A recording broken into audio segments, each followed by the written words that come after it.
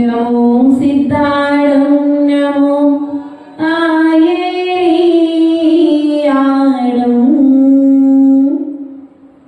नमो ज्ञायाणं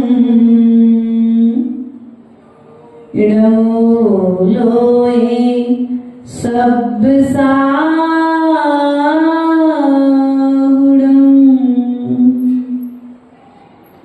कामर्णमुकारं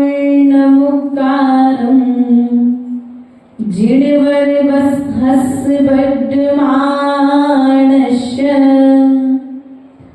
दंसणिमग्गं भोचामि जहाकमं समासेन ये शास्त्रे राजयति उत्तम शास्त्रे प्यारा जो भी लिखा सच लिखा गुरु ने उचारा जो जो रहस्य इसमें गुरु आप खोलो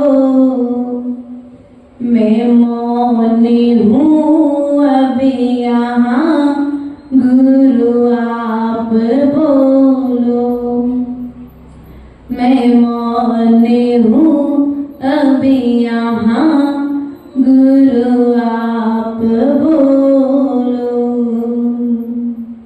बोले देवादिदेव अनंत अनंत सिद्ध परमेश्वरी भगवान की, देवादिदेव मूल नायक आदिनाथ भगवान की, वर्तमान ससनायक महावीर स्वामी की, आचार्य भगवंत कुंद कुंद स्वामी की, आचार्य भगवंत विराट सागर जी महाराज की, आचार्य भगवंत 108 विभव सागर जी महाराज की, अहिंसामय विश्व धर्म की।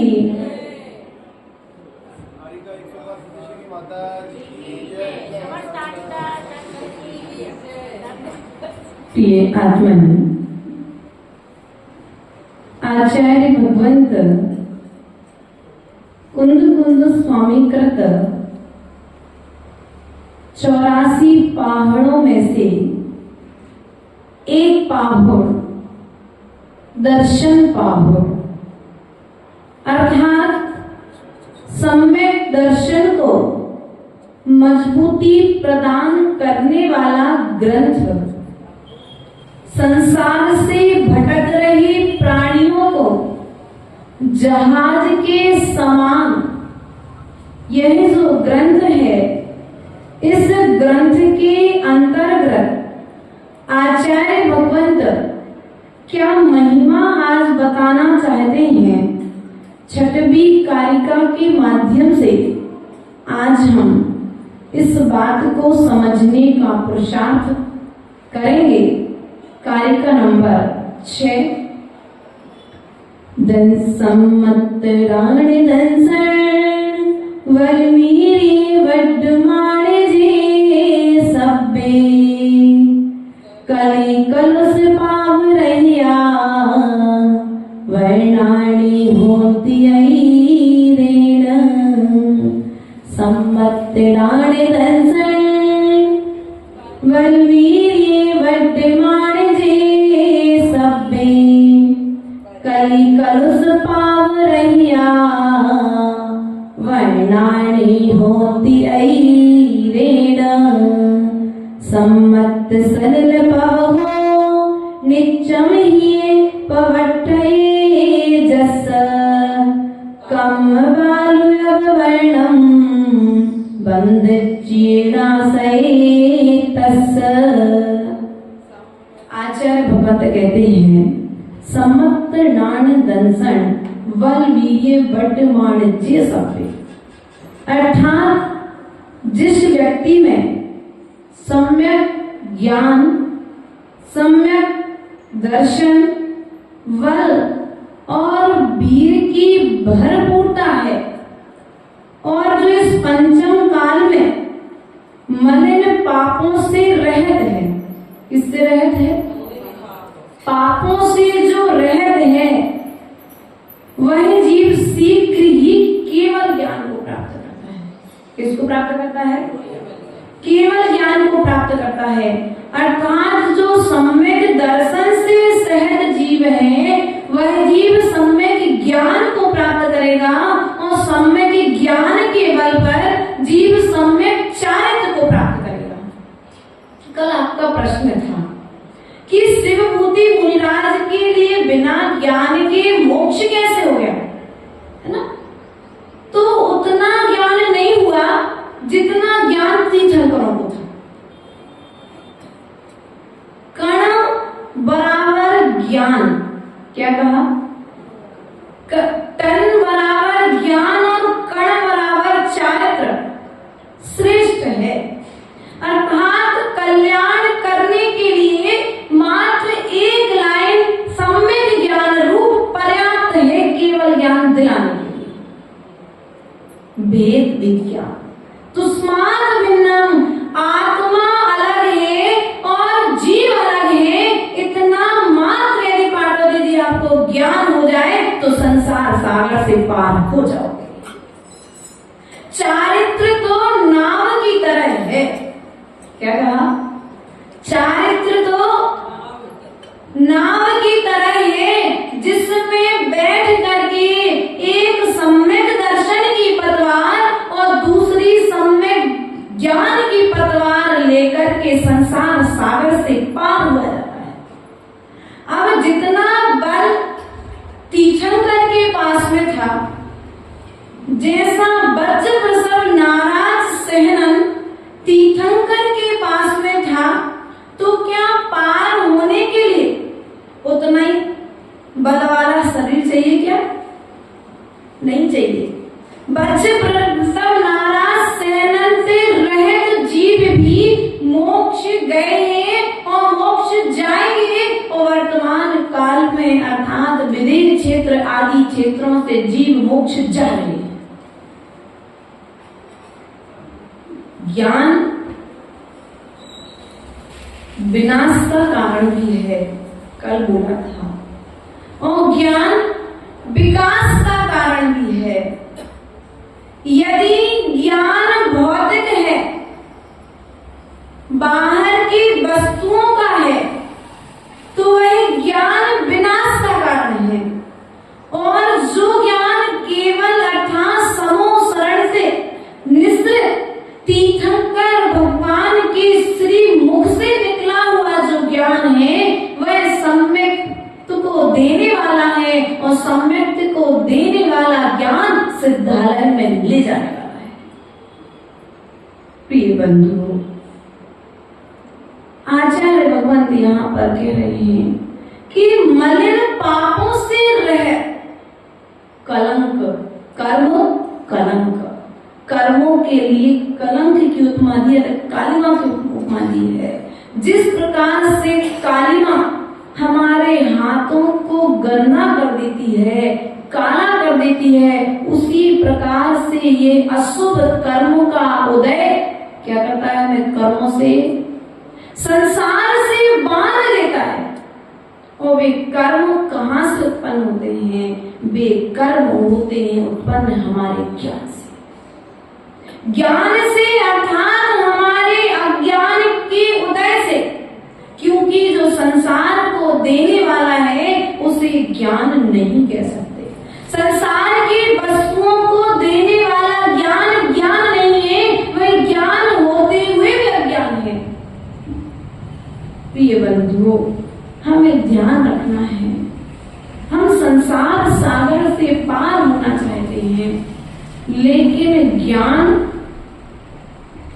को सम्यक ज्ञान यदि बनाएंगे, सम्यक ज्ञान की पतवार को अपने हाथों में लेकर के चलेंगे, सम्यक दर्शन की पतवार को अपने हाथों में लेकर चलेंगे, तो संसार सागर से पार होने में हमको समय है। आपको सम्यक शिखरजी जाना है। कहाँ जाना है आपको?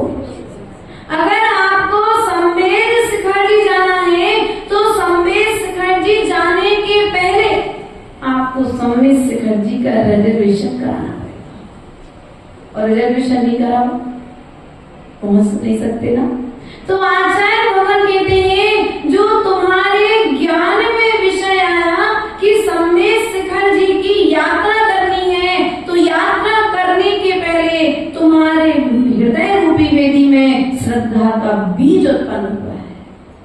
बाद में जाकर के ज्ञान पूर्वक आपने क्रिया प्रारंभ की है। यह जो सम्यक दर्शन है, यह सम्यक दर्शन तो रिजर्वेशन के समान है।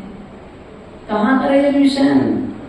सिद्धालय का। कहाँ का रिजर्वेशन भैया?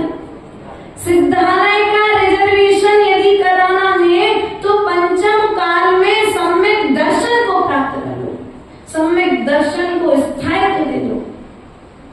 आचार्य भगवंत कारिका नंबर 7 के माध्यम से कहते हैं, जिस व्यक्ति के हृदय में सम्यक दर्शन का प्रभाव होता रहता है, सम्यक दर्शन रूपी जल जिसके हृदय में बहता रहता है, उसे कर्म की बालू रज आवृत नहीं करती है, अर्थात वह क्या हो जाती है?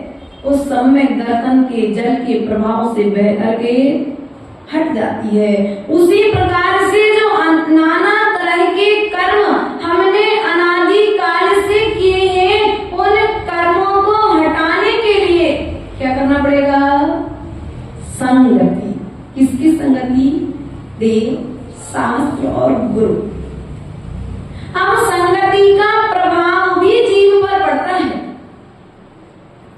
कल 24 ठाना की क्लास चल रही थी और एक माता ने प्रश्न किया, माता जी द्रव्य का प्रभाव जीव पर, क्षेत्र का प्रभाव जीव पर, काल का प्रभाव जीव पर और भाव का प्रभाव जीव पर पड़ता है क्या? हाँ पड़ता है। पुद्गल पिंड का प्रभाव इस जीव पर पड़ता है। कैसे? एक अन्य देश के राजा के मन में विचार आया, मुझे भारत देश के राजा से युद्ध करना है। क्या करना है? युद्ध करना है। अब मुझे भारत देश के राजा से युद्ध करना है। तो मंत्रियों ने कहा कि राजा साहब, जो भारत देश का राजा है वह तलवार से युद्ध नहीं करता। क्या? वह तलवार से युद्ध नहीं करता, वह युक्ति से युद्ध करता है, वह प्रज्ञा से युद्ध करता है, वह बुद्धि से युद्ध करता है। उसका युद्ध जनहानि को देने वाला नहीं है। राजा ने कहा ठीक है, देखते हैं वह कैसे नहीं हारता है, हम भी युक्ति लगाते हैं। तो उस दूसरे राज्य के राजा ने युक्ति लगाई और अपने एक दूत के लिए भारत देश के राजा के पास में भेजा और भेजते समय उसके हाथों में एक पत्र थमा दिया और उसकी युक्ति में ये था कि यह दूत उस राज्य में जाकर के मर जाएगा। अब कैसे मरेगा? तो जाते समय उससे कह दिया कि तुम जा तो रहे हो और जाते जाते तुम जितने भी रास्ते में बबूल के पेड़ पड़े, यदि तुम्हें बैठना है तो बबूल के पेड़ के नीचे बैठना है। क्या कहा? बबूल के पेड़ के नीचे बैठना। सोना पड़े तो बबूल के पेड़ के नीचे सोना। ठीक है। राजा की आज्ञा को प्राप्त करके वह दूत भारत देश की ओर बढ़ चला और एकाध हफ्ते की यात्रा पूर्ण करके वह बबूल के पेड़ के नीचे सोते सोते गया। तो जाते पहुंचते ही वह इतना अधिक बीमार हो गया कि बस मात्र 1-2 दिन ही वह व्यक्ति चलेगा। जब उस पत्र को राजा ने पढ़ा तो राजा ने कहा कि यदि यह उस पत्र में लिखा है, यदि मेरा यह दूत तुम जिंदा भेज दोगे तो मैं तुम्हारे राज्य में अर्थात तुमसे युद्ध नहीं करूंगा, और यदि तुम यह दूत जिंदा नहीं भेज पाए तो मैं हमला करके तुम्हारे देश पर कब्जा कर लूंगा। भारत देश के राजा ने युक्ति पूर्वक एक वैद्य को बुलाया और वैद्य को बुलाकर के उससे पूछा कि इसकी बीमारी का कारण क्या है। वैद्य ने कहा कि जब तुम इतने बीमार थे तो तुम्हारे राजा ने तुम्हें इस राज्य में कैसे भेजा? स्थिति तो मात्र ये है कि 1-2 दिन ही तुम्हारे जीवन के शेष रह गए। वह दूत बोला, जब मैं राज्य से चला था तब तो मैं पूर्ण रूप से स्वस्थ था। जब तुम राज्य से चले थे, पूर्ण रूप से स्वस्थ थे, तो फिर आश्वस्त कैसे? कुछ भोजन में गलत ग्रहण कर लिया क्या? बोले नहीं, भोजन में भी मैंने कुछ गलत ग्रहण नहीं किया। फिर आपकी बीमारी का कारण क्या है? तो वैद्य ने पूछा कि क्या तुम सोते हुए कहां पर आए हो? अर्थात तुम रात्रि में जब विश्राम करते थे तो कहां पर सोते थे? उस दूत ने कह दिया कि मुझे राज्य से आदेश थे बबूल के वृक्ष के नीचे सोने के, तो मैं जब रात्रि होती थी या विश्राम करना पड़ता था तो मैं बबूल के वृक्ष के नीचे सोता था। अर्थात बबूल का वृक्ष कांटे वाला वृक्ष होता है और उस कांटे वाले वृक्ष की संगति के प्रभाव से वह दूत भी कांटे के समान दुबला पतला बीमार हो गया। अब उस वैद्य ने कहा, ठीक है, उस व्यक्ति का, उस दूत का 2-4 दिन तक इलाज किया गया, उसे स्वस्थ किया गया, इतना स्वस्थ कर दिया गया कि वे चलने लायक हो गया। और उससे कहा, ठीक है, अब तुम अपने राज्य के लिए प्रस्थान करो। जिस प्रकार से तुम्हारे राज्य के राजा ने तुमसे कहा था कि बबूल के वृक्ष के नीचे सोते हुए जाना, उसी प्रकार से मैं इस राज्य का वैद्य होने के नाते आपसे कहता हूँ कि आप नीम के वृक्ष के नीचे सोते हुए जाना। वह दूत इस बात को मान लेता है और जब मान लेता है तो पहुंचते पहुंचते वह क्या हो जाता है? पूर्ण स्वस्थता को प्राप्त। सारा वृतांत वह जाकर के अपने राजा को सुनाता है और राजा से कहता है कि देखो, मुझे जिस राज्य के राजा ने जीवन दिया हो, ऐसे राज्य के राजा के ऊपर क्या आप आक्रमण करेंगे? नहीं करेंगे। प्रिय बंधुओं, युक्ति लगाओ, बुद्धि लगाओ तो कर्म की निर्जरा होगी, कार्य करते हुए भी कर्म की निर्जरा होगी। और युक्ति नहीं लगाओगे, बुद्धि नहीं लगाओगे तो कार्य करते हुए भी कर्म का बंध, और कार्य ना करते हुए भी कभी कभी जीव कर्म का बंध मात्र विचारों के माध्यम से कर्म का बंध कर लेता है। वह तंदुल मत्स्य और महामत्स्य, जो महामत्स्य के कान में विराजमान है और कान में विराजमान होकर के क्या विचार कर रहा है? ये महामत्स्य कितना मूर्ख है। देखो तो इसके मुख में इतनी बड़ी बड़ी मछलियां आ रही हैं, लेकिन फिर भी ये ग्रहण नहीं कर रहा है। यदि मैं एक पल के लिए मुझे मौका मिल जाए तो मैं मछलियों को क्या कर रहा है व्यक्ति? भावों से कर्म का बंध, क्रिया से कर्म का बंध कम कर रहा है और भावों से कर्म का बंध ज्यादा कर रहा है। इसलिए यदि सर्वप्रथम किसी को रोकने की आवश्यकता है तो अपने मन को रोकने की आवश्यकता है, अपने विचारों को रोकने की आवश्यकता है। आचार्य भगवान कहते हैं, सम्यक दर्शन का जल, श्रद्धा का जल तुम अंदर में बहा दो। क्या करो? श्रद्धा का जल अंदर में बहा दो। क्या होगा? बोलो तो क्या होगा? मिथ्यात्व की जो बालू आकर के इकट्ठी हो रही है वो क्या होगी? बह जाएगी। एक लाइन आप लोग बोलते हो ना, नजरों से गिराना ना, चाहे जितनी सजा देना, नजरों से जो गिर जाए पर कैसे संभल पाए। परंतु गुरुदेव इस लाइन को कुछ दूसरा ही कहते हैं। गुरुदेव कहते हैं, श्रद्धा से गिराना ना,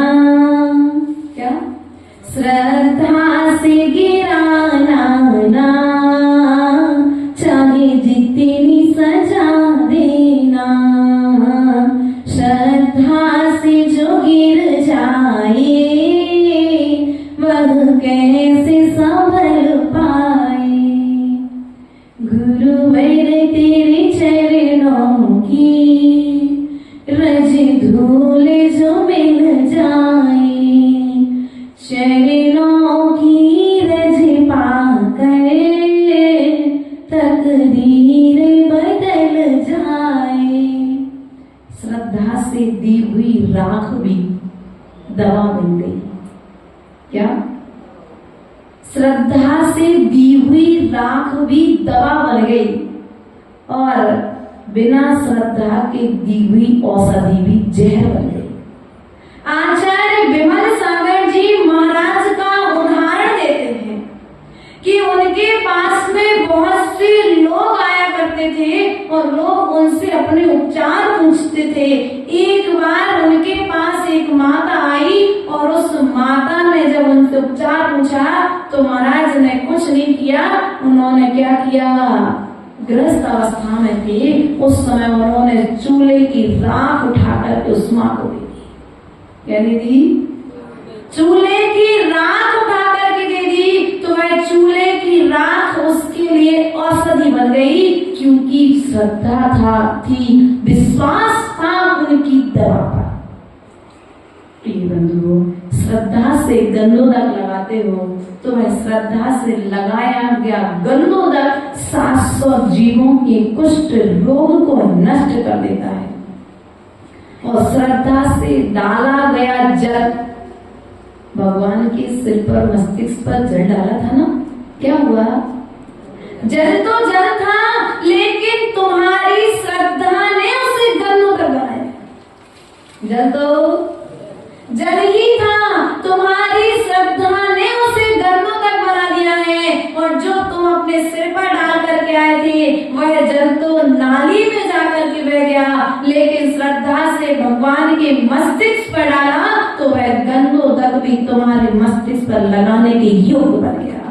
इसलिए प्रिय बंधुओं, मात्र खेल श्रद्धा का है। श्रद्धा को संभाल लो, किसी को संभालने की जरूरत नहीं है। आप संतान को संभालते हो। किसको संभालते हो? संतान को संभालते हो, संपत्ति को संभालते हो, लेकिन पूर्वाचार्यों के अर्थात पंडितों की आप उदाहरण कहानियां देखो, पढ़ करके देखो, उनके जीवन चरित्र को उठा करके देखो। महापुरुषों के, उन्होंने संतान को और संपत्ति को नहीं संभाला, उन्होंने तो मात्र अपनी श्रद्धा को संभाला है। और जब श्रद्धा को संभाला है तो आज उनके जाने के बाद भी जिनवाणी में उनका वर्णन किया गया है। इसलिए प्रिय बंधुओं, आचार्य भगवंत यहाँ पर कहते हैं, जैसी संगति होती है वैसे कर्मों की निर्जरा हो जाया करती है। तुम्हारे भावों से कर्म की निर्जरा होती है। होती कि नहीं होती? परिधान वाला सम्यक दृष्टि हो, ये कोई जरूरी? सम्यक दर्शन के लिए तो परिणाम वाला चाहिए। कौन वाला चाहिए? परिधान वाला हो, ये कोई जरूरी नहीं है, लेकिन सम्यक दर्शन रूप श्रद्धा से भरी हुई परिणाम वाला जीव इस संसार सागर से पार हो सकता है। आचार्य भगवंत 8वें नंबर की कारिका के माध्यम से कहते हैं, जे दर्शने सुभट्टा नाणी भट्टा चरित्र भट्टाए एवे भट्ट विभट्टा से संपी जड़म विनाशंति। अर्थात आचार्य भगवत यहाँ पर कहते हैं कि जो व्यक्ति सम्यक दर्शन में, इसमें सम्यक दर्शन में, सम्यक ज्ञान में और सम्यक चारित्र में, इसमें सम्यक दर्शन में, सम्यक ज्ञान में और सम्यक चारित्र में जो भ्रष्ट है वह भ्रष्टों में भी क्या है? एवे भट्टे विभट्टा से संबी जान विनाशंति। अर्थात वह भ्रष्टों में भी महाभ्रष्ट है। अभी तो मात्र चारित्र से भ्रष्ट वाले के लिए भ्रष्ट कहा था, अब जो तीनों से भ्रष्ट है वह कौन है? महाभ्रष्ट है। इसलिए प्रिय बंधुओं, यदि आप चारित्र का पालन नहीं कर पा रहे, पहली बात तो चारित्र का पालन करना चाहिए, लेकिन नहीं कर पा रहे हैं तो चारित्रधारियों के प्रति श्रद्धा, क्या रख लो? चारित्रधारियों के लिए श्रद्धा पूर्वक नमस्कार कर लो। तुम्हारे नगर में कोई पिछी कमंडलधारी का आगमन हो रहा होना सुनी भैया, और तुम रास्ते से जा रहे हो तो गाड़ी से उतर करके नमस्कार कर लेना, तुम्हारा सम्यक दर्शन प्रकट हो जाएगा। देखने में आता है रास्ते में जब हम लोग विहार करते हैं वो पहचान का व्यक्ति होता है, वह तो बड़ी आराम से, लेकिन वह किसान जो खेतों में बीज बो रहा है, कटाई कर रहा है, वह दूर से दौड़ करके आता है, वो कहता है जैनों के बाबा जा रहे हैं, जैनों की माता जा रही है, माता हमें आशीर्वाद दे दो, हमारी फसल अच्छी हो जाए। उन्हें जितना ज्ञान है, देखो वह जीव श्रद्धा से नमस्कार कर रहा है। हो सकता है नमस्कार करते समय वह देव गति का बंद कर ले, क्योंकि प्रतिपल इस जीव के लिए बंद चल रहा है। प्रतिपल जीव कर्मों की निर्जरा कर रहा है, प्रतिपल जीव के लिए कर्मों का आश्रय हो रहा है। जब आश्रय बंद जारी है तो विचार करना है कि हमें कैसे कर्मों का बंद करना है और कैसे कर्मों को बुलाना है। इस बात पर हम प्रकाश से दिलाते रहेंगे तो हमारे कर्मों की निर्जरा निरंतर होती रहेगी। इन्हीं भावनाओं के साथ में बोलिए परम पूज्य आचार्य गुरुवर 108 विभव सागर जी महाराज जी की, हमारे बीच में विद्वान संग विराजमान है और उनके योग 2 जयमाड़ी, एक तो